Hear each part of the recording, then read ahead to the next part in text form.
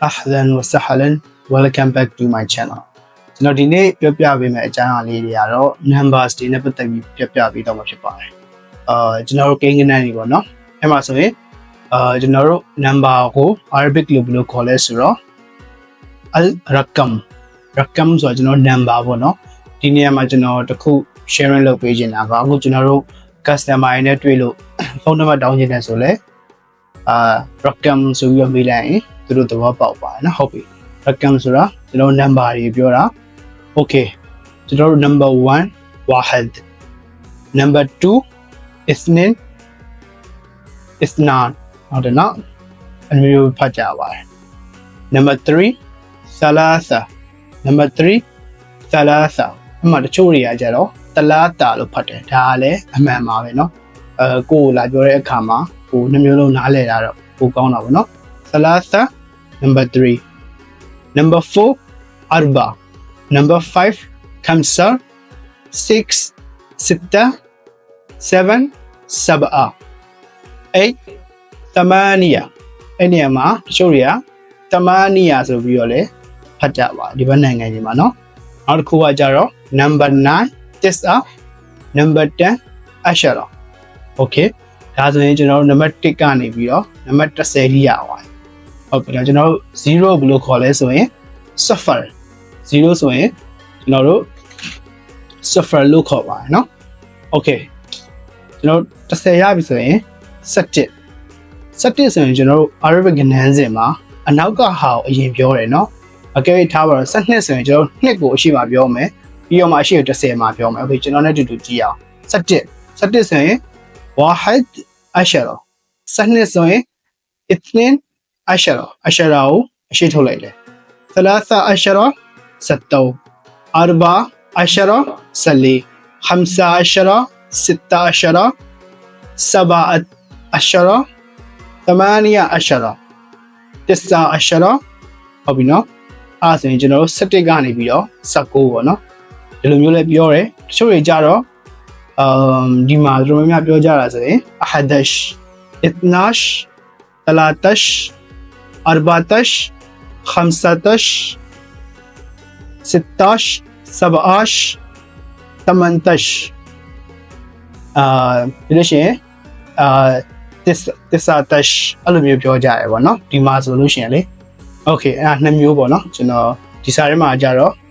ကျွန်တော် modern standard arabic ကိုကျွန်တော်ရေးပေးရမယ်ဒီကျွန်တော်ဒီအတန်းထွက်ကကြတော့ဒီဘက်အပြင်မှာအဲ့လိုတွေပြောခဲ့ရင်လေကျွန်တော်တို့အနေနဲ့နားလည်လဲအောင်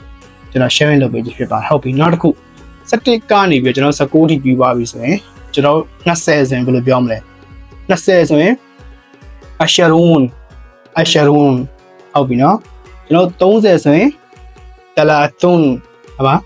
ချို့ကစနဲ့ဖတ်တယ် salathun 40 arbaun 50 khamsun 60 sittun 70 sab'un 80 ဆိုရင် thamanun ဟုတ်ပြီ90ဆိုရင် tis'un ဟုတ်ပြီအဲ့နေရာမှာလဲကျွန်တော်တို့ဒီမှာပြောတာကဘယ်လိုပြောလဲဆိုတော့20ဆိုရင်ဒီမှာတချို့ပြောတာဒီ asharin 30 talatin 40 arba'in 50 50ဟုတ်ပြီနော်60 60 70 70 80 tamanin 90 90ဟုတ်ပြီနော်ကျွန်တော်100ဆိုရင်မီယာလို့ပြောတယ် okay အဲ့မှာကျွန်တော်ဂျားရဲ့ကဏ္ဍလေးတွေပေါ့နော်ကျွန်တော်17ကနေပြီး20အထိကျွန်တော်ပြောပြီးသွားပြီနော် wahid ashara ဒါမှမဟုတ်ရှင် ahadash ithnin ashara ဒါမှမဟုတ်ရှင် ithnash thalatha ashara ဒါမှမဟုတ်ရှင် talatash okay ဟုတ်ပြီကျွန်တော်21 22 23အဲ့ဟာဒီလဲထုံလေးလောက်အောင်မယ်ကျွန်တော်အကယ်21ဆိုရင်ကျွန်တော်ဘယ်ဟာကိုအရှိပုံမလဲအနောက်က1ကိုအရင်ပြောမယ် Arabic အနေနဲ့ wahid asharin ဟုတ်ပြီနော် asharun လို့သုံးရင်လေ wahid asharun ဟုတ်ပြီကျွန်တော်အဲ့မှာ60ခွန်ဆိုရင်အခုတော့ကျွန်တော်60ဘယ်လိုခေါ်လဲ16ဟုတ်ပြီနော်17လို့လည်းခေါ်တယ်ဟုတ်ပြီနော်ဆိုတော့ကြတော့ကျွန်တော်တို့60ခွန်ဆိုရင်9ကို sab'a 16 ဒါမှမဟုတ်ရှင် sab'a 17အဲ့ဆိုလို့ရှိရင်ကျွန်တော်တို့69အထိကျွန်တော်ရသွားမယ်100ဟုတ်ပြီနော် အဲ့မှာကျွန်တော်တို့100 200 300 400ဆိုရင်အရှိမကနန်းထဲအနောက်မှာမီယာဆိုပြီးတော့ထည့်လိုက်โอเคဥပမာကျွန်တော်100ဆိုရင်မီယာရပြီအဲ့မှာထူးခြားချက်က200ကျွန်တော်တို့မီတင်ဆိုပြီးတော့သုံးတယ်ဒီဘက်မှာပြီးလို့ရှိရင်300ဆိုရင်ဆလာဆမီယာ400ဆိုရင်အရှိမကျွန်တော်တို့4ဆိုတဲ့အတွက်အာရဘာထည့်လိုက်အနောက်မှာမီယာအာရဘာမီယာ5ဆိုရင်ခမ်ဆာမီယာစစ်တမီယာဆဘာမီယာအဲဆိုရင်ကျွန်တော်တို့သူ့ရဲ့100 200 300 400ရသွားပြီလို့ထင်ပါတယ်เนาะနောက်တစ်ခုကျတော့1000 2000 3000ဆိုလဲဒီလိုပါပဲဒီလိုသဘောတရားပါပဲကျွန်တော်တို့1000ဆိုရင်alf 2000ဆိုရင်ethnin alf ဟုတ်ပြီเนาะ3000ဆိုရင် thalatha alf ဟုတ်ပြီเนาะ4000ဆိုရင် arba alf အဲ့လိုသုံးလို့ရပါတယ်โอเค